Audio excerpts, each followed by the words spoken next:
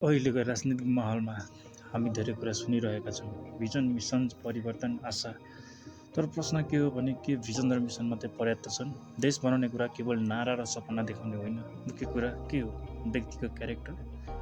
उम्मेदवार कस्तो छ? उसको इन्ट्रिग्रिटी वा निष्ठा कस्तो छ? उसको इथिक्स र मोरालिटी कति बलियो छ? उसको ओपिनियन कसरी राख्छ? ऊ पोजिटिभ बेसमा राजनीति गर्छ कि अरूलाई गिराएर माथि उठ्न खोज्छ? हामीले अझै एउटा कुरा बुझ्नुपर्छ, एक्सपेक्टेसन्स देखाउनु सजिलो छ, ड्रिम बेच्नु सजिलो छ, तर त्यो ड्रिमलाई रियालिटीमा फुलफिल गर्ने क्षमता कति छ? यदि एक्सपेक्टेसन्स धेरै ठुलो देखाइयो तर प्र्याक्टिकल फुलफिलमेन्ट क्यापेसिटी त्यति छैन भने त्यो आशा होइन, भविष्यको निराशा बन्छ। त्यसैले हामीले केवल भिजन सुन्नु वा भिजनमा बेस भएर मात्र होइन, क्यारेक्टर पनि बुझ्नुपर्छ। के ऊ व्यक्ति जिम्मेवार छ? के ऊ दबावमा पनि सिद्धान्तमा अडिन्छ? के ऊ शक्ति पाएपछि पनि अनुशासनमा बस्न सक्छ? त्यस भिजनले मात्र होइन, क्यारेक्टरले पनि टिक्छ। भिजन सुन्नु अघि व्यक्ति बुझौँ, सपना हेर्नु अघि चरित्र जाँचौँ, अनि मात्र आफ्नो भोटको मूल्य निर्धारण गरौँ।